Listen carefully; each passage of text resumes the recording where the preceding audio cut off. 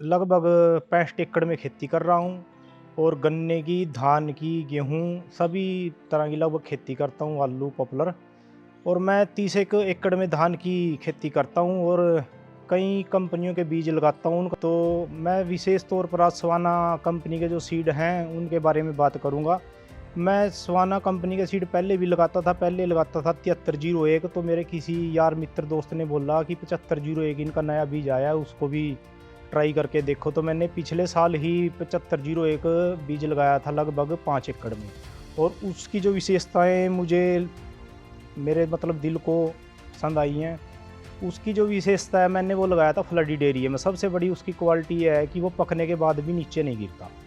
लगभग उसमें 15 दिन तक तो पानी चला पकने के बाद। उसके बाद भी वो दलदल में 4x4 कंबाइन से कटवाया था और उसकी ईल्ड 35 क्विंटल पर एकड़ मेरे पास आई। 5 एकड़ की जो ईल्ड थी 35 क्विंटल पर एकड़ आई है। और उसमें ये जो छोटे बड़े पौधे होते हैं नरमादा के, वो भी नामात्र ही थे। कभी कोई पौधा चमका और बीमारी से भी वो बीज बहुत तरह ज़्यादा सुरक्षित था। स्प्रे की भी कोई ऐसी ज़रूरत नहीं पड़ी और बहुत ही अच्छा बीज है। बहुत ही ठोस दाने हैं, लंबी बाल है और एक सारा पकता है सारा। और ये जो 7501 बीज है, इसकी एक विशेषता और है।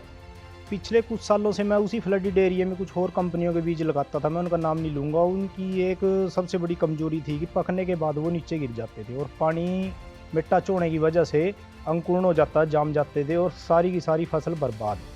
अब की बार मैंने 7501 जो बीज लगाया और उसी के साथ ही 2 एकड़ और था, उसमें मैंने पुराने बीज ही ट्राई किए।